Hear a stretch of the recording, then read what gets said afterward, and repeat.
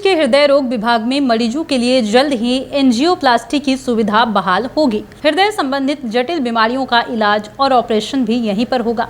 Angioplasty की सुविधा शुरू होने के बाद यह पटना का चौथा सरकारी अस्पताल होगा जहां पर मरीजों को यह सुविधा मिलेगी। अस्पताल अधीक्षक ने ये बताया है कि हृदय रोग विभाग को 3 नए विशेषज्ञ डॉक्टर भी मिले हैं। अगले 2-3 दिन में ये विभाग में अपना योगदान भी देंगे।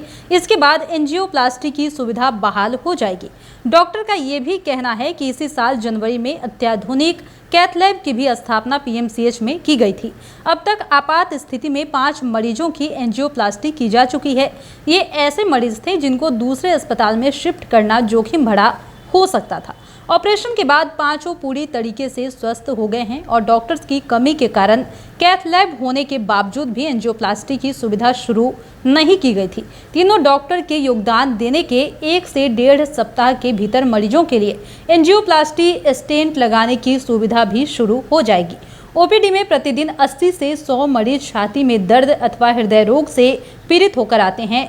इनमें से 4 से 5 ऐसे मरीज होते हैं जिनके हृदय की रक्त वाहिकाओं में ब्लॉकेज रहता है।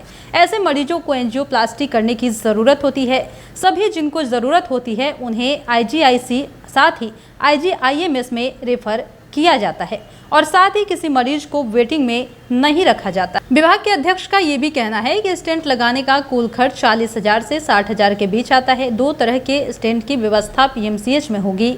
एक सरकार के मूल्य नियंत्रक के अधीन आने वाली स्टेंट की कीमत 40 से 45,000 रुपए की होगी, वहीं दूसरा 60 से 65,000 रुपए का होगा। मरीजों से स्टेंट के अलावा अलग से कोई भी शुल्क नहीं लिया जाएगा। जल्द ही मुख्यमंत्री चिकित्सा सहायता योजना और आयुष्मान भारत योजना से भी यह प्रक्रिया जुड़ जाएगी।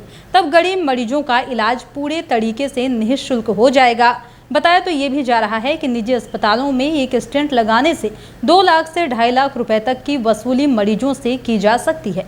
एक बार फिर से बता रहे हैं कि पीएमसीएच के हृदय रोग विभाग में मरीजों के लिए जल्द ही एंजियोप्लास्टी की सुविधा बहाल होगी। हृदय संबंधित जटिल बीमारियों का इलाज और ऑपरेशन भी यहां होगा।